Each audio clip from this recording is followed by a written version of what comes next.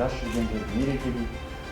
Сондықтан да осы аталы сөздердің барлығы бекер айтылмаған деп ойлаймын.